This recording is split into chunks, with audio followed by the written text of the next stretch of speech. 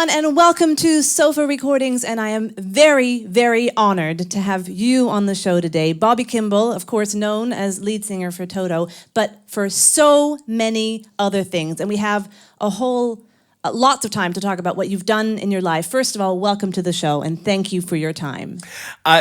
You were Emily. Yes. And I thank you for having me here. Oh, well. I love that. And there are so many things that I love about being in this particular place, because not really long ago, I recorded a song with this girl, Sylvia. She's a really great singer, and it was very fun. And we will definitely be talking about the song You and I that you wrote together, but we'll talk about that later. I do want to talk about something, and I want to thank you, because my husband, when we met, he heard the song Pamela by Toto, obviously, and he thought you were singing Emily. And so he was singing Emily, and he fell in love with me because of you. So thank you for that. Well, actually, I want to tell you, a friend of mine who is singing with Toto right now, Joseph Williams, he was the guy that wrote that song, Pamela, and I think it's a good song too. And if he would have written Emily, it would have been so much better. Of course it would have. Of course it would have. Anyway, Joseph, it's okay, brother. I love it. I love what you did. With all these songs, not only the ones you did for Toto, also all the solo stuff you did, and even 1994, you started with your first album, solo album. How do you remember all the lyrics? How do you do that? On the first Toto album? No, on all the songs you ever sing, how do you remember the lyrics? How do you do that? Well, if I don't sing one of those particular songs for about 8 months, I have an iPad. Mm-hmm. And so many vocalists that I know have an iPad, and they can just connect it to the stand, and they'll see the lyrics. But when I was with Toto, from 1977 until 1984, and then I went back with Toto the second time from 1998 until 2008. So I was with them for a total of 18 years. Always, there were about 7 television monitors on the front of the stage, and the woman who was taking care of all of our clothing and everything, and she was really so fantastic. She was moving the lyrics, scrolling the lyrics on those. And that was such a wonderful thing to have those lyrics. You could not ever worry about forgetting any lyrics. Especially also probably because of your fans who are standing in the audience and they know almost all of the lyrics. That must be such an amazing feeling to just say, I forgot the lyrics, you guys, you sing. Is that, what kind of feeling is that? Okay, well, now I have to tell you something that you wouldn't even believe. Okay. The first time Toto went to Japan, and we were doing several songs over there. Not like hours. We were just doing several songs, and the people in Japan in the audience knew those songs so well. And we did not have those monitors that had the lyrics on them. I was looking at their faces, and I could tell that they were singing the lyrics, and I could tell what the lyrics were by watching the audience.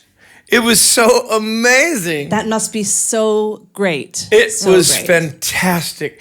And of course, I have to tell you, I absolutely adored going to Japan so much. Did you? I did. What is different about Japanese fans compared to people from other countries? Well, the Japanese fans are they're very into the music, but everywhere I've been in the world, by the way, I'm usually on the road about 200 to 250 days a year. I know. Oh. There is nowhere on this planet Earth that I have not been. Oh my goodness, really? I absolutely love it. And so many people ask me, what is your favorite place you've ever been? And My God, there's so many. I don't know where to start. Are there places, do people from different countries like to hear different songs? Would you say the Germans like a particular Toto song more than they would in America, for example? Would you say? Do the Germans have a favorite Toto song? Well, people people in different places, like the radio stations, sometime the radio station will play a few particular songs, and the audience will be very familiar with those. But all around the world, it's a little different. Yeah. Do you have one Toto song that you'd like to perform for us now? And then we're going to talk about your new solo album that you've been working on for 4 years, but we'd like to hear something by Toto, or from you, Toto, first. Talking about my new solo album? We'll do that in a minute. Let's hear some music first. So what do you say? Some Toto song, a Toto song maybe? Maybe... No. No? It has nothing to do with Toto songs. No, but should we hear a song? Do you want to play a song first, or should we talk about the album first? We'll play it on the CD. Okay, we'll play it on the CD. It's much better. I hope you can see this. It says the name of the album, Bobby Kimbal. We're not in Kansas anymore. Which is a play on not being in Toto anymore, because you keep being asked, are you going to ever go back and play with Toto again? People just keep asking on and on about it, right? I would go sing anything with Toto if they asked me to do it. I have no problem with anyone in Toto. But with this album, you're saying, enough with Toto now. For me now, I want to do this music now. We're not in Kansas anymore. Would you like to play something right now? And I will leave and let you have some time. Something on the piano. from Toto? Yes, I'd love something from Toto. Well, actually, I must tell you that in 1977, I sang all of the vocals on a song called Hold the Line.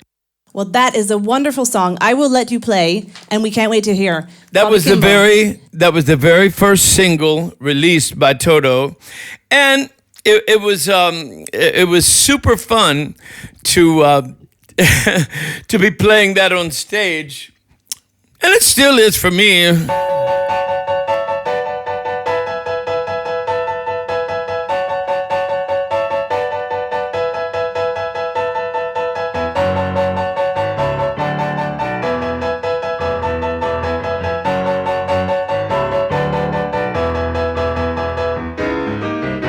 Not in the way that you hold me.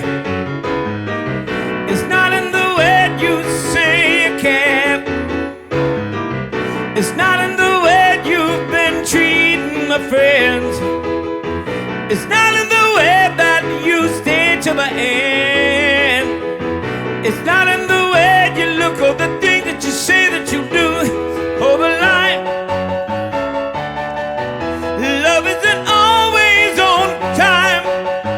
Whoa, whoa, whoa. Hold the line.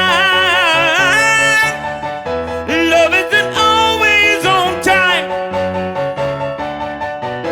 Love isn't always on time. Love isn't always on time. Whoa, whoa, whoa.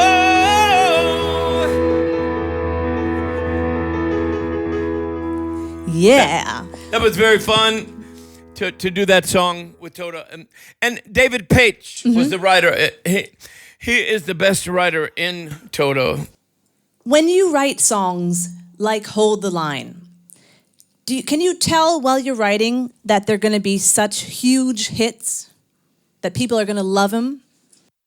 Well, I wrote several songs, but with Toto, most of the time, instead of writing a whole song, I did write whole songs on something, but usually I would write the lyrics, like when we did the Falling in Between album, I wrote all of the lyrics for 3 of those songs. There were 11 songs on the album, and I co-wrote the rest of the lyrics on 5 more. So 8 of the songs I wrote most of the lyrics. How do you write lyrics? What do you have to be by yourself? Is it while you're traveling? When do you feel most inspired? Okay. Writing the lyrics for Falling in Between. When we went into the studio at first, into Simon Phillips' studio, the drummer, nobody had any songs to bring so we could record them. So the band would go in and jam for about 6 hours, and Simon would turn the Pro Tools on and record the jam. And then after 6 hours or so, he would go into the room, get behind the board, and he would figure out in the jam, this is a verse, this is a chorus, this is an intro, this is an outro. And he would make a CD of the verses and the chorus and whatever. Hand it to me.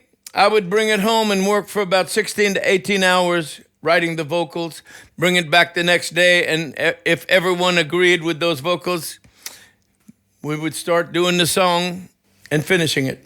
So, if you compare writing songs back then with Toto and back when you were 4 years old, you started writing your own songs when you were 4 years old, which is amazing. 5. Okay, but you started playing the piano when you were 4, right? Piano? 4? Oh, no. Okay, no? No. All right. I was, okay, my mother had perfect pitch. Oh, wow. All of her life. And when I was 4.5, I was watching her for an hour or two play the piano. And she said, Bobby, she said, sit down. She said, I want to start teaching you chords. And she did. And by the time I was 5 years old, about 6 months, I learned about 300 chords. And you wrote your first songs? No, not then. Not then, okay. Not then. That was later. I'll tell you a little more because please that's do. part of a movie that I wrote. Okay.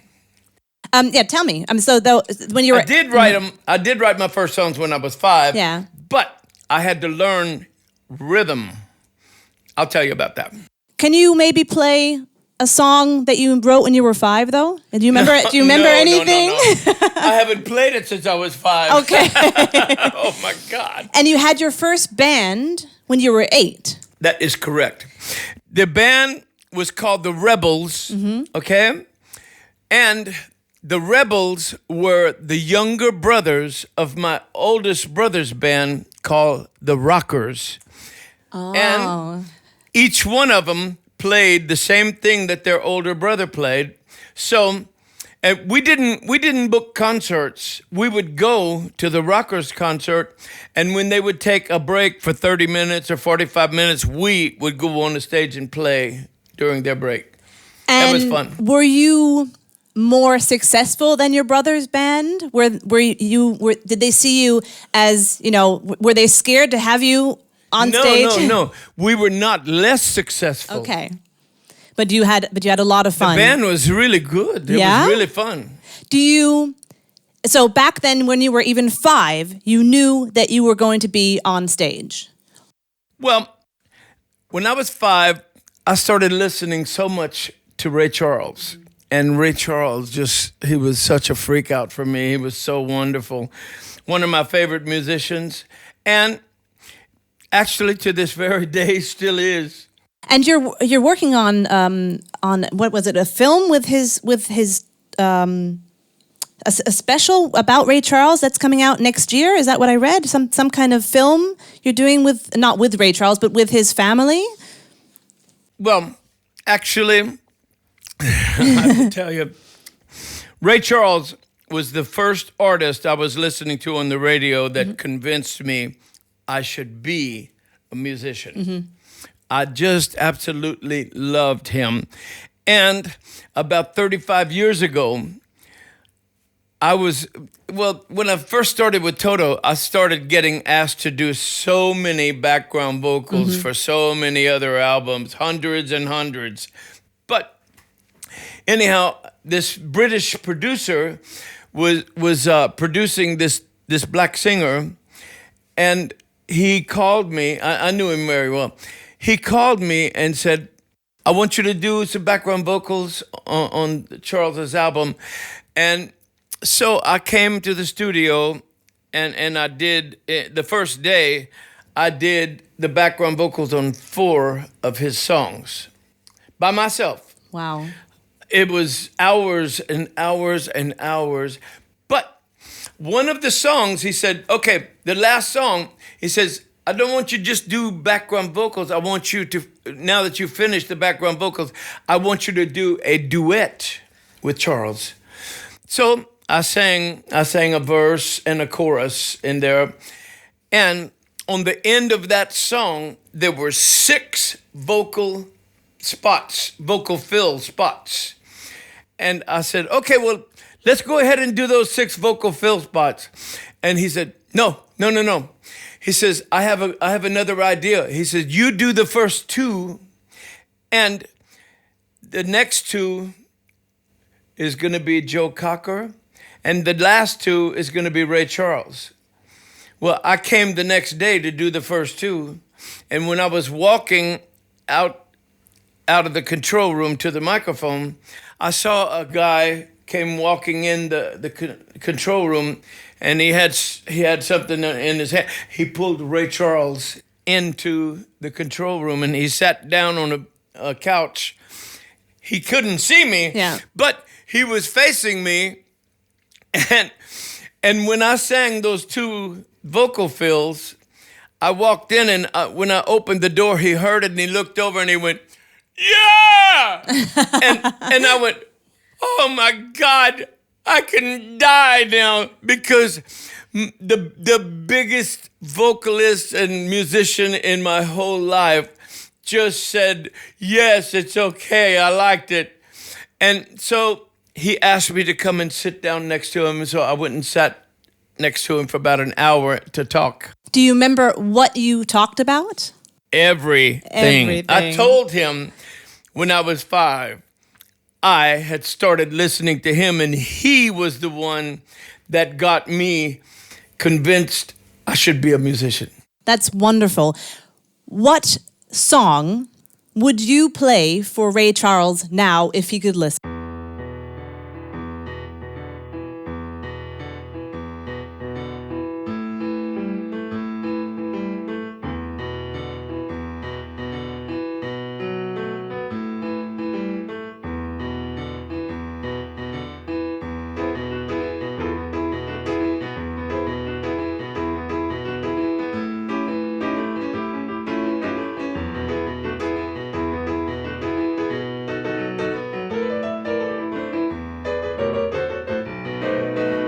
See the girl with the red dress on, she can do the ball dance all night long, all right. Oh yeah, all right.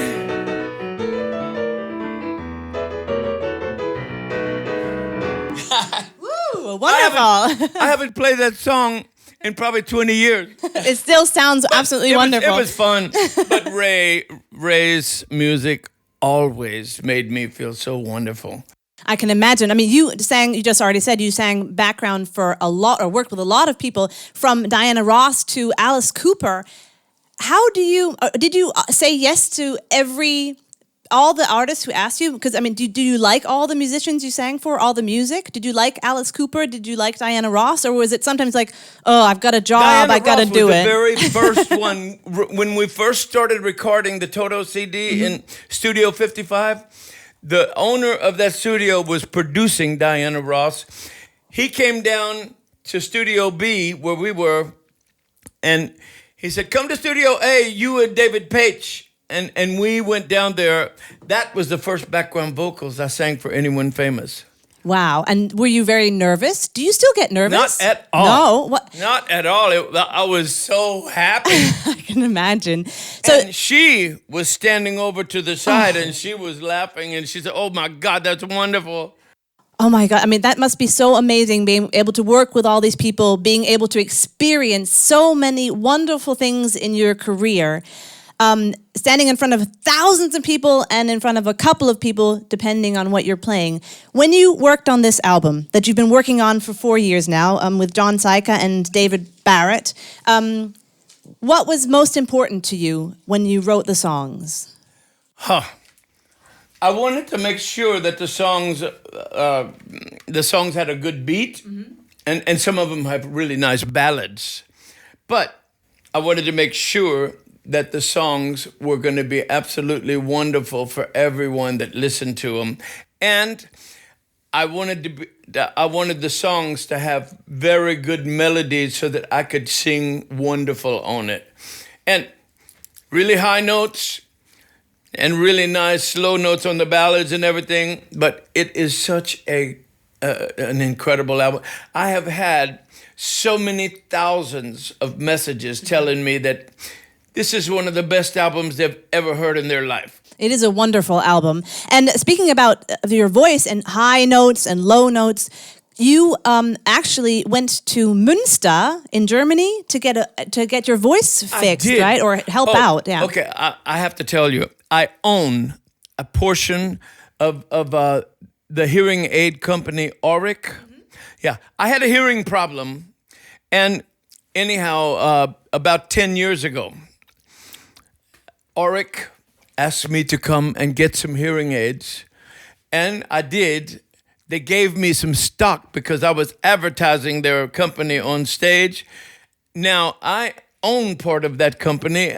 Yes, and it's very, very unbelievably nice. As a matter of fact, tomorrow I'm going there, and they're going to give me 2 brand new €6,000 hearing aid sets, 2 of them for free. Well, obviously, when you're on stage with all those musicians and all the sounds that are so loud, it must be very difficult on your hearing. No, it is not. It's not. Oh, okay. It was. It was.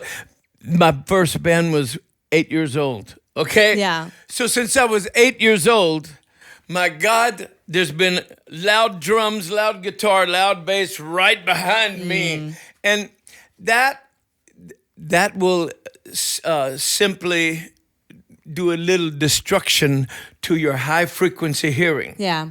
My low frequency hearing is perfect, but my high frequency hearing, I need some issues with hearing aids, and I really adore the hearing aids that they have. Right. Yes. I want to hear something now. Yeah. You were talking about Münster. Yeah, Münster. Okay. Yeah. The doctor, his name is Dr. Theo Wiesendahl. He's the eye, ear, nose, and throat doctor.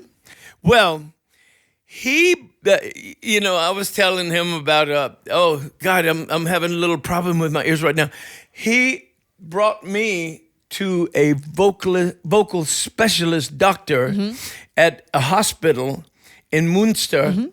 And this doctor, oh my God, I wasn't really having a big problem with my voice. I was having a big problem with the monitor mixers. When you can't hear what if you have in-ear monitors in, you always can hear everything perfectly if the mixer is good. If he's bad, you are in such trouble. I can't tell you how bad it is. Well, anyhow, he said, I want to do you a big favor. And he brought me to this vocal doctor. He's a specialist. And he put this little machine, and it went into my throat and surrounded my vocal cords. And this little machine was going up and down the vocal cord, and it made the vocal cords a lot stiffer. And I don't have a problem hitting any notes.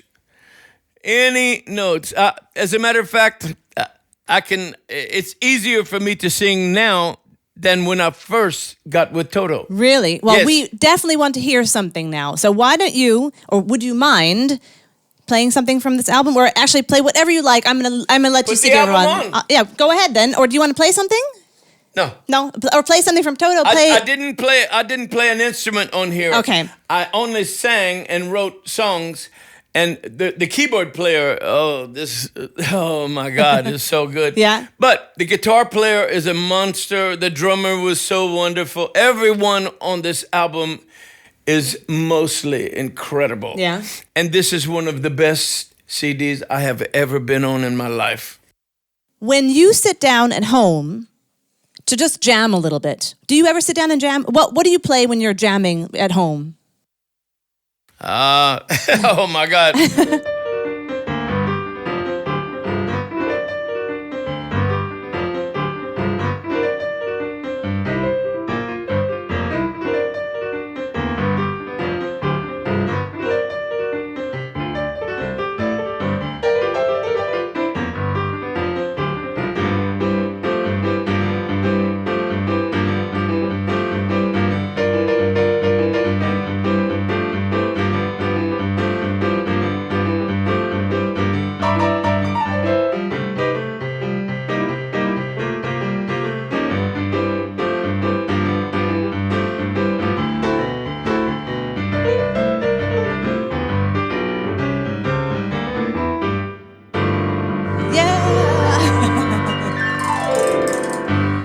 Wonderful. Do you play a lot at home just for fun, or is it always work? Yeah. Oh, it's so fun. I have two Kurzweil pianos in my living room. I have a Mason Hamlin 8-foot long grand piano. I have a piano that the German company gave. They gave it to me at the NAMM convention 2 years ago. And my daughter, I was teaching her to play keyboard and sing, and I gave her a Sony piano. And when she moved from LA to Louisiana after 37 years, she gave me the piano back. So I have all of those pianos in my living room. It's unbelievable. And now you are actually working a lot with Kurzweil, with the company Kurzweil. You bet I am. Yeah. Because it's really incredible. I've had a Kurzweil PC-88 for about 30 years. My God, it was such a wonderful thing. Tell me, there's some story I heard about the Jackson 5 and Kurzweil, the piano, the Jackson 5, or something. You were at a party and the piano broke or something. I'm not sure. Do you know what story I'm talking about? Yeah. Okay. No, the Jackson 4. Oh, okay. After Michael Jackson died. Okay, his 4 brothers. There was a black guy 2 doors from my house. Okay. And he was a good friend of mine. He is a good friend of mine. But the Jackson 4 brothers, they hired him to play with them. He dances, he sings, he plays keyboard, but he didn't have a keyboard at his house. So I loaned him my Kurzweil PC-88. Well, anyhow, they were having a lot of big parties down there, you know, and I would go to a party with the Jackson guys every now and then at his house. It was only 2 doors down. And one night, there were about 500 people at his house. And there was one big restroom. Oh, wait. 500 people at his house? Yes, there was one big restroom. And the other restroom was in the owner's bedroom. He was rehearsing the piano then. But anyhow, there were a lot of people waiting to get into the big restroom. So this other guy walked into his bedroom to go in the restroom there, but the light was off, and he ran into the keyboard and knocked it over. Oh, no. So it's still not working, the PC-88. But you have a new one now. You have a new Kurzweil. I do. Yeah. Oh, my God. I have this one, the Kurzweil Forte. It's unbelievable. What makes it so good? What makes a keyboard special and good to work with? Kurzweil is what makes it good. Okay. I love Kurzweil. You were just talking about your neighbors are the Jackson family. You've worked with people like Ray Charles and Diana Ross, and obviously with Toto. Yes.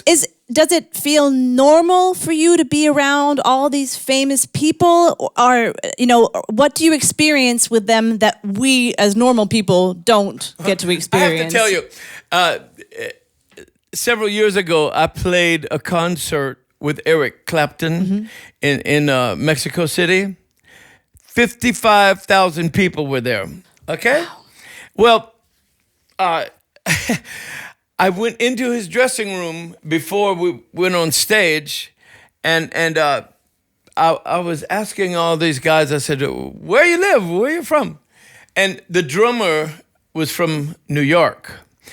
But I live in Encino, California. It's really, really a nice place in the valley. It's like Beverly Hills of the valley.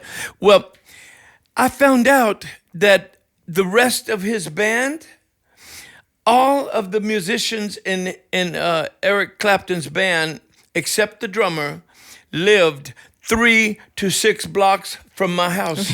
I didn't even know Amazing. that. Oh my God. It was incredible. Well, we were just talking about, obviously, about the keyboard. I would love to hear you sing something else. What would you like to sing for us? What would you like to hear? I don't know. Anything. I'm happy to hear something from your solo albums from the past, or from a Toto song, or whatever you would like to perform for us. We'd be honored with every song. I'll let you think about it. On the first Toto album, there's a song called "You Are the Flower." I wrote that the day before the band recorded it. The lyrics are about my daughter. Oh.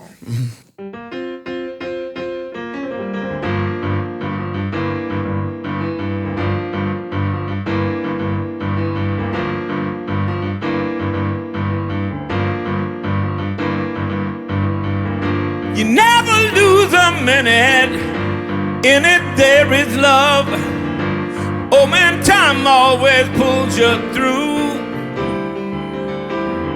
It's better not to depend on the morning dew.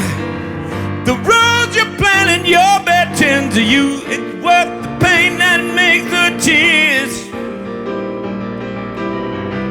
It's worth the light of 1,000,000 years. Only love I can't explain.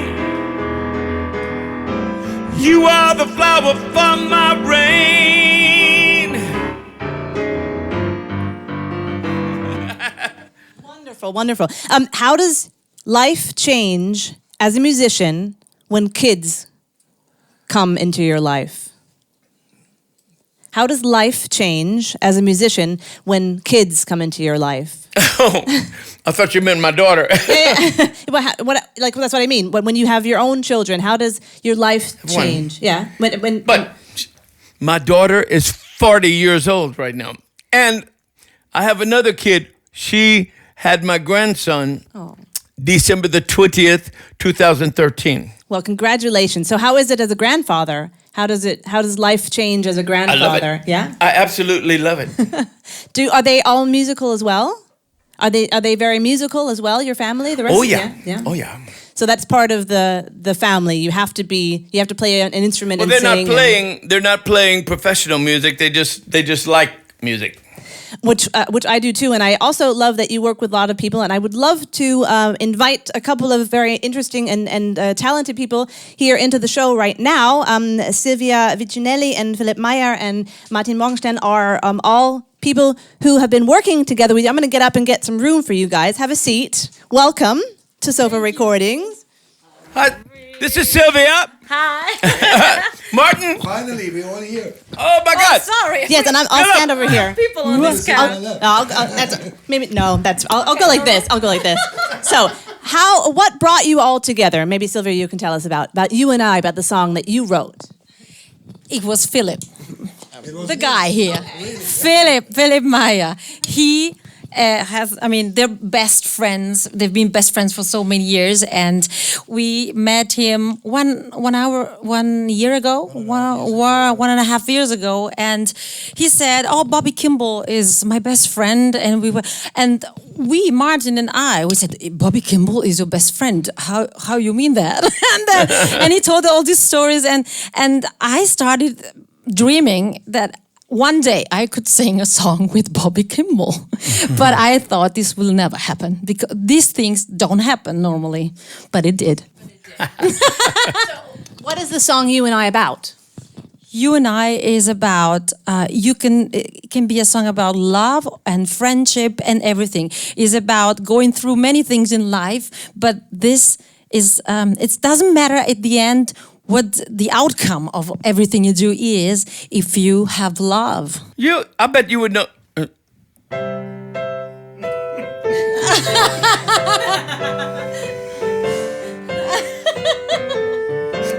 Just kidding. So, by the way, so this is... So, that exactly how the work was with you guys in the studio? That there's a lot of fun and a lot of laughing? Exactly this. Bobby is so funny. Oh, and by the way, I need to tell you one thing. In 2007, I was in Dubai playing the Dubai Jazz Festival. This is Philip Meyer.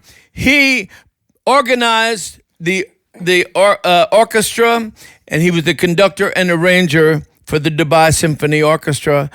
And at the concert I was playing, he was backstage. When I came off the stage, he shook my hand. We met each other. We went in and sat down and hung out for several hours.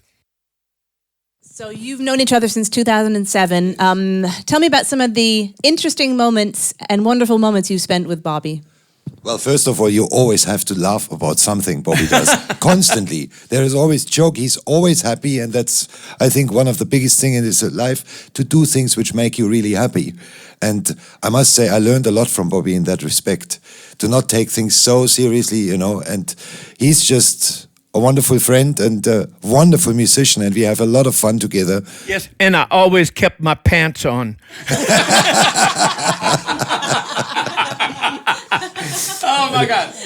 when we did Rock Meets Classic together, it was just fantastic. You know, you can imagine, you know, how you feel. You all of a sudden on stage with your idol from your childhood days, and then you have to write these arrangements for Hold the Line, Rosanna, Africa, all these famous songs, and you stand there and then, shit, I hope he's gonna like it. I hope I'm not disappointing him with that. But it was actually really nice, and we had a wonderful time in Rock Meets Classic together, and still have. Yesterday we hung out far too long.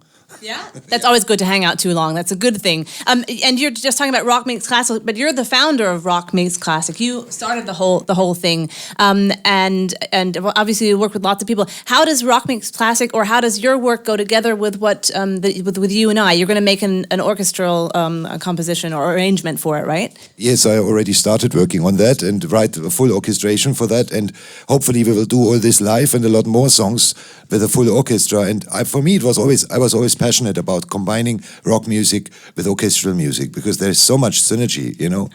And Bobby and I guess this coming year we will do a lot of wonderful projects together. One of them will be Rock Pack Symphony. Oh my God, it's going to be so wonderful in South America. Yeah, what is it exactly? What is Rock Pack? What is that? Okay, a really good friend of mine, his name is Kevin Demers. He's from Fort Myers, Florida. He is the one that owns that name, but I introduced him to the agent that wants to book this Rock Pack Symphony.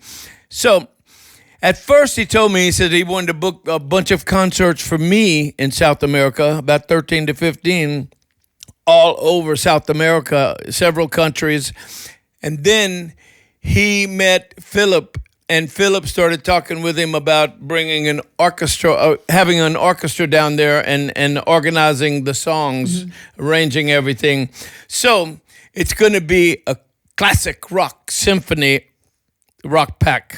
Sounds really good. Maybe you'll be performing you and I as well. Martin, maybe you can tell us what exactly your part is in this whole constellation. Yes, I'm the producer of the song, so yes. Can I say this? I mean, if Martin didn't wake up in the middle of the night and say, I'm writing Philip an SMS and tell him, you write a song for Bobby, this would never have happened. Yeah, and I think this is also a thing which really connects us. We've been spending a couple of days now together. Bobby's here for a couple of days now, and Philip as well. And we're talking a lot, 3 days, yeah. We're talking a lot about happiness and feeling good. And I think this is really something that connects us. We really like to make good music, and we want to be happy, no hate, nothing like this. And that's really perfect. And we are all a fan of orchestral music, and in the mixture with rock or pop, something. We did an album together called Sundressed. It's also a mixture of this classic rock crossover, and that's why we asked Philip, would he be interested in, working together somehow, so maybe doing this live, and we were on the spot. It was a very positive energy, and then I asked him, would it be a good idea to have some really good belting singers, so some really high belters together in a song and do it? And now we're doing it, and we are shooting a video very soon. right after this, and I'm very excited how it will be for the audience. Yeah, right. I'm sure it'll be a great thing. How was it working with Sylvia? How was it working with her for you? Oh, I had very much fun. Yeah. She's a very good singer and a good writer. And for me to come in and sing with her, she already had the song done, her thing. And so I was just adding some other stuff to it, and I loved it. I also think what happened here is just what Martin just said. It's a very rare example in the music industry that we have a whole lot of people together, not forgotten Martin Ernst, who is sitting next door, doing all the engineering, and you know, people who just want to like put something together and make it happen. And there is no qualms or any like negative feelings. We just get along very well. I mean, Martin is a fantastic arranger for orchestra, but I never felt any competition or anything. I think we both talked about it very often, that we have to put our energies together and kind of like, make it a combined synergy of everything. And I think we all on the same wavelength there. So I think that's something worth to be mentioned. I would say, in my experience, being able to have talked to a lot of musicians in my career, the people who are the most successful are mostly the ones who are the nicest and have good energy. I mean, when you work with so many people, isn't it the ones who are really, really famous, just like you, who are just like laid back and happy life, kind of? Absolutely, but I found out that a lot of the famous people are very, very nice. Yeah, exactly, yeah. And some of them are assholes. Excuse me, but Who? I'm not going to mention a name. I had to try. I have to tell you when we talk about my movie, I'm going to tell you that I don't do anything in my whole life that does not make me the happiest person I could possibly be. I don't spend one moment of my whole life being full of hate or being full of anger at anyone or anything. So I don't hate anyone. I love everyone on this planet because I understand when God brought me to planet Earth, it was because I was supposed to be loving everyone, not being angry or hating or putting people down. That is so stupid, it's unbelievable. You're absolutely right, Martin. Yeah, I just want to say something because you should tell the people about your movie. And there's a very nice story. And I think in times like this, where we have a lot of hate, this will be a fantastic movie. Tell us the story about Tanner, please. Do you want to play us a song first, and then I'll let you guys. Do you want to stay here, or would you like to play a song, and then we'll talk about Tanner, or would you like to talk about Tanner now? I can. Go ahead then. Well, we'd love to hear. Let me put it this way: when I was talking to you a while ago about learning 300 chords by the time I was 5 years old, well, I was living in a town of 3,000 people in southwest Louisiana, way down in the bottom on the west coast, 8 miles from the Texas border. Okay, now I have to tell you, 4 miles from my hometown and 4 miles from the Texas border, they built so many huge nightclubs that would hold 8,000, 7,000, 5,000. The smallest one they had held 1,500 people. And the drinking age in Texas was 21 years old, and Louisiana, 18. And it looked like fleas coming across the border on the weekend. Those clubs were so full, and there would be like 100 to 500 people outside waiting to come in. Well, that was a wonderful thing for me when I was 12 years old. But when I was 5 and I had just learned 300 chords, I would sit and play cards, like for about an hour.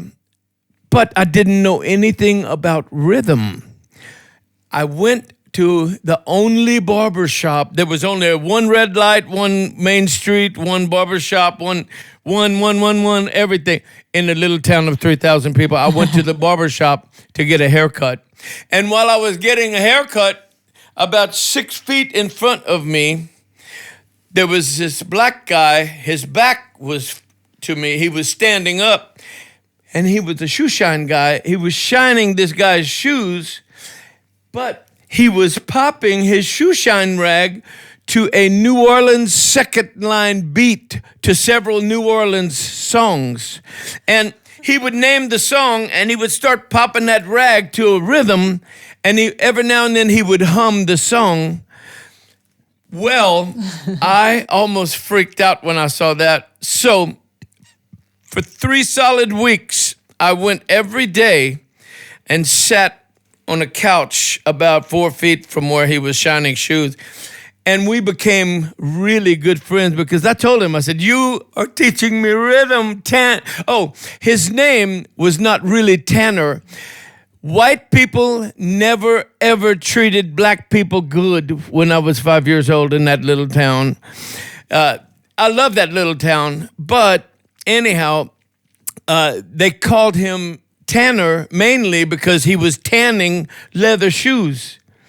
And I did notice everywhere you look outside, over stores, they had white entrance, colored entrance. Black people could not go in the front door. They had to go around the back and come through. They had signs like that over restrooms, drinking fountains, everything. And they looked really stupid to me. However, after 3 weeks, after I would listen to him for about 45 minutes, I would run 4 blocks home, sit down and play some of his rhythm with my mother's cards. That is when I started writing songs. It was so wonderful. And he became absolutely my best friend. So after 3 weeks, since we were such great friends, and I was the best white friend he had. He was 52 years old. I was 5. And anyhow, it was cool for him to know me, and it was very cool for me to know him. Well, I would go to the barbershop once a week after 5 o'clock when he would get off work, and we would walk up and down that little short main street. Well, the second week, we walked up and down there for about 30 or 40 minutes. That's all the time, just once a week. The second time, I stopped and I said, Tanner, how did those signs make you feel? Like you're not a human being or like you're a slave? And he put his hand on my shoulder and he said, Bobby, he said, son, please do not take orders from anyone. He said, and please don't give orders to anyone. He said, but a little advice. He said, spend every moment of your whole life not being full of hate or full of anger at anyone or anything. He said, but my best advice to you, from this very second right now until the day you die, I want you, and you really should know this, I want you to do only things that will make you the happiest person of your whole life. My God, when he taught me that, I was freaking out. And by the time I was 6, I was a pitcher on the junior baseball team. He was a pitcher on the black baseball team, and he was teaching me how to pitch. He taught me so many things. Well, the thing is, we were such great friends. And, then all of a sudden, a few years later, I had my first band. And he came and listened to our rehearsals and stuff like that, and it was so freaked out for him because he was loving it. And I kept telling him, I said, Tanner, you are the one that got me started on the music thing, and you and Ray Charles. I said, and both of you are black, and I love that. Well, the thing is, when I was 12 years old, my mother and father, they gave me a one-page permission agreement and signed the bottom. And they said I could go and play in a nightclub because you had to be 18 at least to get into a nightclub. But when I would go in, I had to show it to the police, the security, the club owner, and they all would tell me, you can't go to the bar. I told them, I said, I don't need to go to the bar. Come on, I'm going to the stage. And I was playing all of these nightclubs down there, and I was playing a lot of other nightclubs. The band I was in, I was 12, and the other guys in the band were 23 to 25 years old. And it was a fantastic, fabulous band. But anyhow, when I was 12 years old, my mother woke me up one morning, and my father, my two brothers, and my sister were still asleep. It was, it was about 7:30, almost, it's close to 8 o'clock. And my mother said, you have to get on your bicycle and go and get a container of milk. She says, I'm making coffee for everyone. We need some milk here. So I got on my bike, and there were 3 railroad crossings in the white neighborhood. Each one of those 3 crossings had a gate. You could not cross the railroad track if a train was coming. Well, when I left the house, I heard a train whistle.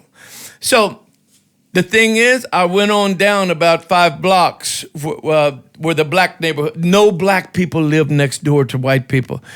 It was the colored quarters. Okay, there was a street called Eddy Street coming out of the black neighborhood. So I turned on that street, and I was going to go cross the railroad track. However, they didn't have a gate. They just had this little stupid swinging thing. And the other thing that was so crazy, the building that they offloaded trains into, it was only 5 feet from the track. It was 200 feet wide, 500 feet long, and very tall. Well, that was to my right, and the train was coming from that direction. Therefore, I could not see the train. I could hear that train whistle because the trains would always speed coming through there, but they couldn't legally go more than 35 miles an hour. It was going about 65 miles an hour. Well, I was thinking, don't go across there yet. Don't do it. Because the store that I was going to get the milk was right on the other side, about a block away. Well, the train whistle stopped for about 3 seconds. And when it did, I heard, I was on the side of the road next to that big building. Well, the train whistle stopped for 3 seconds. I heard a car coming behind me. So I quickly turned around, took a look, and the first thing I noticed, the windows were up in that car. And the train whistle started again, and I turned around and looked again at the car. It was coming pretty fast behind me. And Tanner was the passenger. I said, up!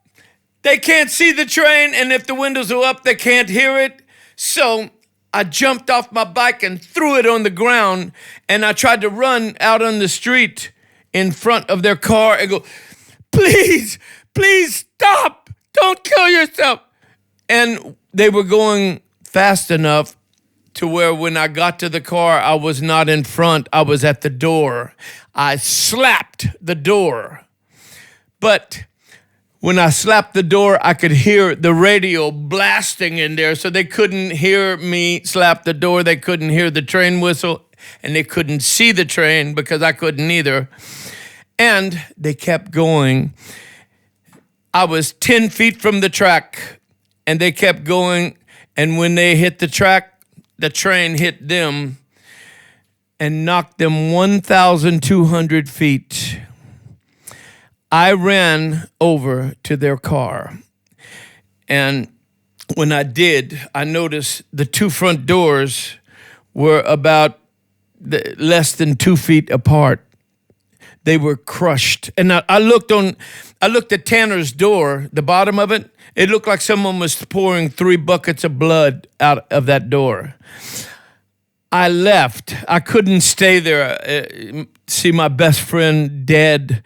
I got on my bicycle and went home and got into bed, and I was crying. It was freaking me out.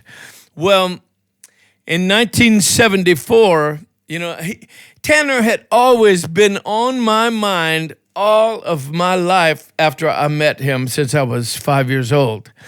And the thing is, Jesus Christ, 74, I finally, I had written a couple of poems about Tanner, but I wrote a song about Tanner. And then I got a phone call. I was living in Louisiana, in that little town. I got a phone call after I played the concert with this. I played in so many bands down there. But after I got the phone call, a friend of mine told me, he says, the singers have just left Three Dog Night. And the bass player, the drummer, the guitar player, they stayed together and they're forming a new band, and they just hired me. And that friend is John Smith. He was from Louisiana. I played in 2 bands in Louisiana with him. He asked me to come and sing with those guys from Three Dog Night, but the name of the band was SS Fools. When I got there, we rehearsed for 2 months, solid 2 months.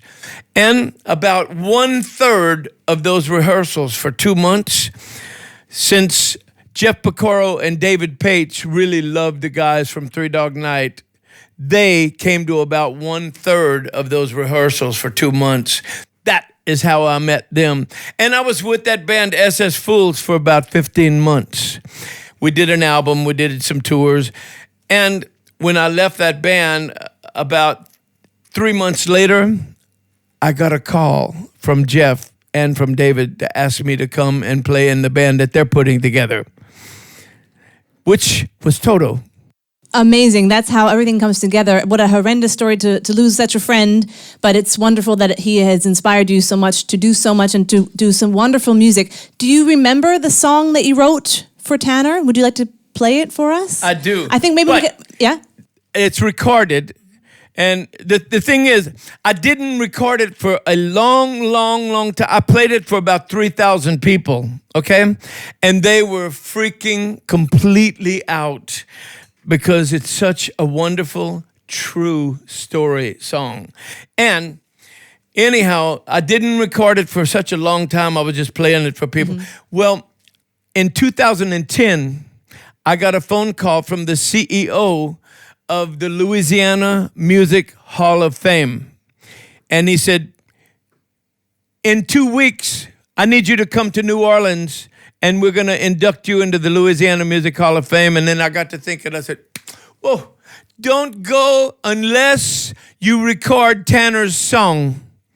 And during that 2 weeks, I did record it, and it was the best recording I've ever made in my whole life. There is nothing better I've ever done in my whole life. And I was there for a week. When I got back to L.A., I started writing a book about Tanner.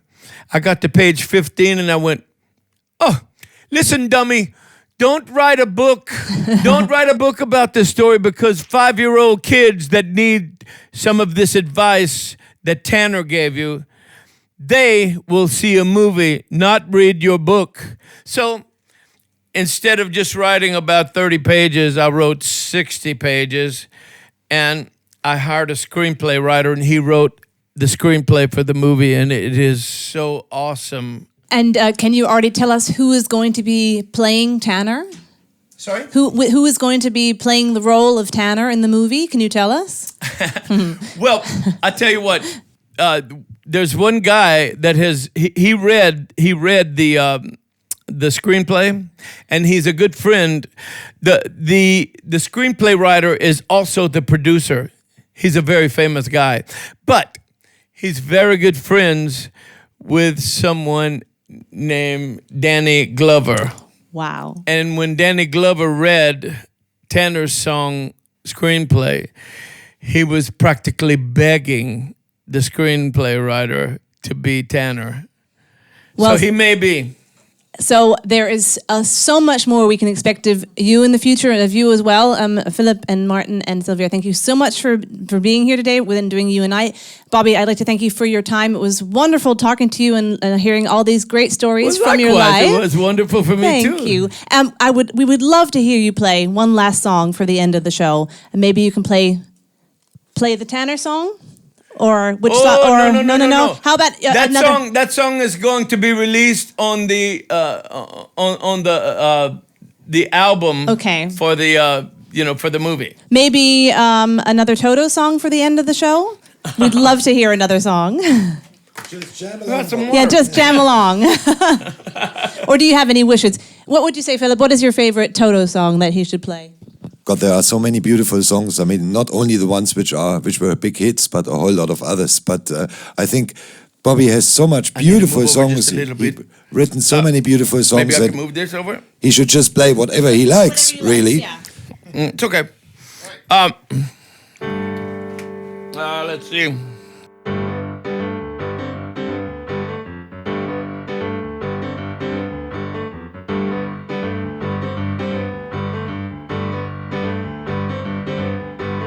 All I wanna do when I wake up in the morning is see you rise. Rosanna, Rosanna. I never thought that a girl like you could make me feel so sad. Rosanna.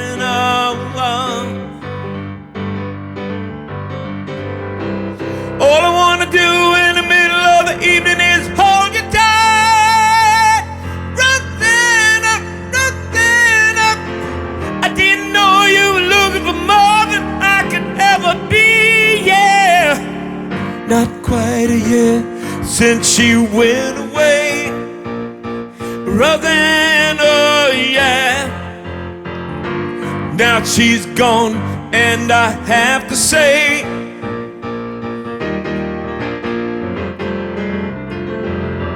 meet you all the way. Meet you all the way. Rosanna, yeah. Meet you all the way. Meet you all the way. Rosanna, yeah. Bobby Kimbal, SofaRecordings, MUXX TV. Thank you so much for joining us, and thank you so much. Thank you so much. Bye-bye. What a pleasure. Thank you so much. A lot of times when I go on stage, when a really nice person to me, Elton John. Yeah? You gonna listen to this? Yeah? Yeah. Oh, good. It's called Burn Down the Mission.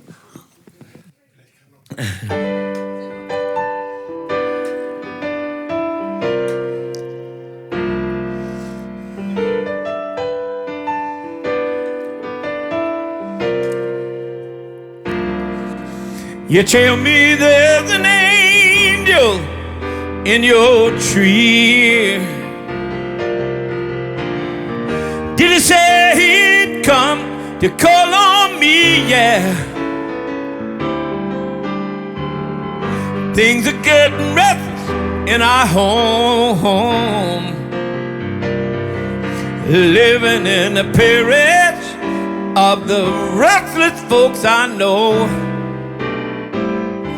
Everybody now, bring your family down to the riverside.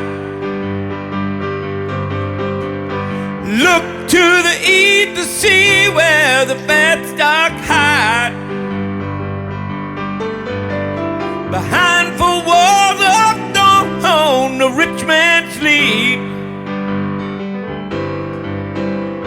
It's time we put the flame torch to the keep.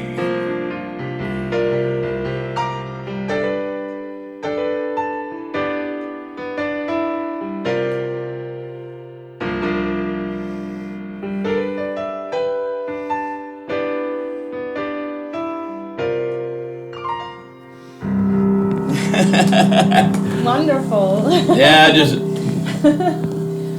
What did do you have like one song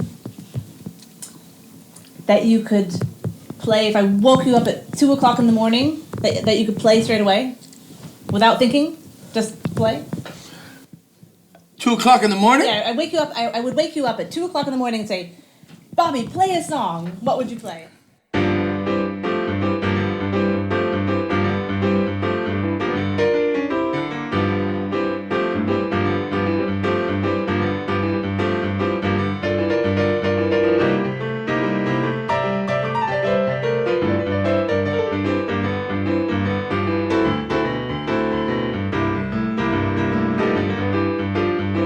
A good golly, Miss Molly, sure like the ball. Good golly, Miss Molly, sure like the ball. Oh, when you're rocking and rolling, you can't hear your mama call. Yeah.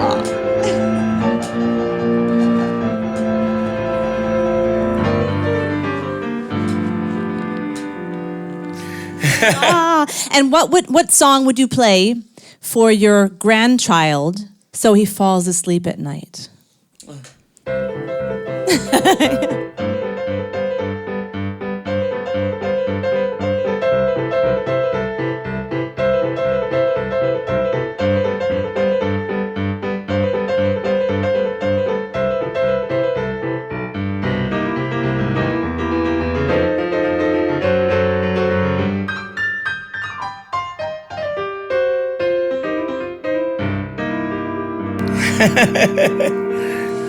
Very cool. And if you were invited to the Queen of England to play a song, what song would you play for the Queen of England? Oh my God, there's so many I would. So many. There's a song she might like. Okay.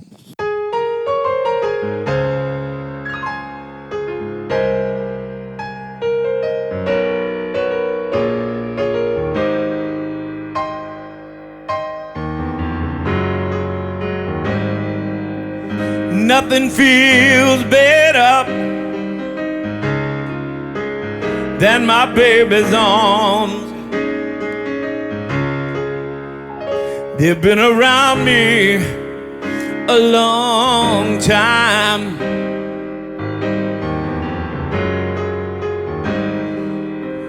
Nothing feels better than some good news. It makes you glad to face the new times. I tell you, nothing's better when there's no need to look, 'cause you know who's there.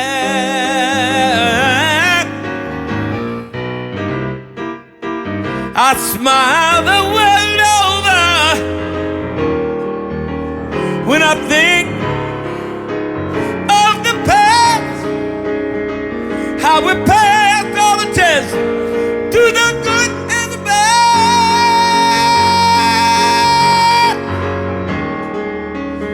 In that fire of what it said, no, I ain't got nobody else in mind, baby, because I know it's you. That's the reason I wanna say, no, I ain't got nobody else in mind, because I know, yes, I know, whoa, whoa. Lord, I know it's you.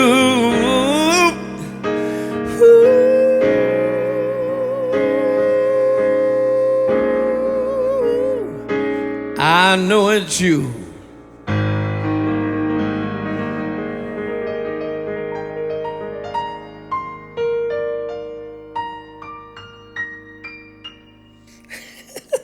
Ooh, Yeah, I would play that yes. for the Queen. That I think she would like that a lot. Definitely. You know, we lost a lot of wonderful musicians last year. David Bowie, Prince, know. George Michael. Is there one of the deaths that kind of that moved you the most because you knew them or because? Well, one of my best friends was a guy named Jimmy Jameson. He was the singer for Survivor. And before he died, about 3 months before he died, we did a CD together called Kimbal Jameson. And the record label called me and asked me to call Jimmy and tell him we want to do another Kimbal Jameson CD. And I called him for about a week. He never answered his phone because he was down in the bed. Oh, He died. And it really, I think it was about 57 if I'm not mistaken. But that really freaked me out. It hurt me. Do you remember a song you sang together with him that you could maybe play for us? Well, it's on the Kimbal Jameson CD, and you go to the internet and look up Kimbal Jameson. And actually, you can look up a lot of stuff. If you go on YouTube, there is so much you can find about you as well. If you're on YouTube, on the internet. Your internet website, by the way, there are so many special things on your website. There's the Singer's Corner, where people can sing songs and you give them a platform. So new singers get to have a platform to sing, right? And maybe we can have one last song, just one more, because it's so beautiful how you sing. Maybe you could give me the honor of singing me. What song would you sing for me?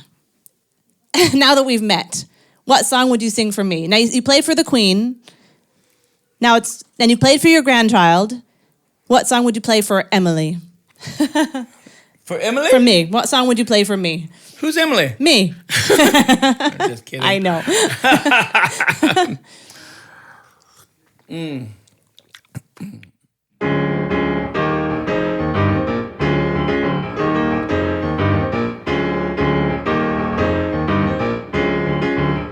It's been 30 days and nights since I heard from you, and I cannot bring myself to ask you why.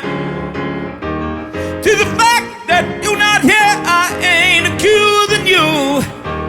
I only seek a simple answer from the sky. See the circle spinning round, changing colors without a sound.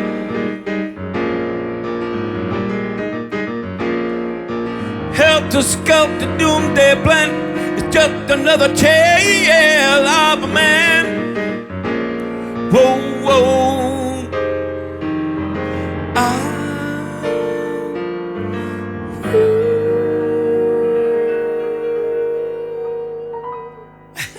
Ladies and gentlemen, Bobby Kimbal, thank you so much for your time today. It was a great pleasure. Cheers. Absolutely. Thank you, Emily. MUXX TV, SofaRecordings. That's it for today. Thank you. Wonderful.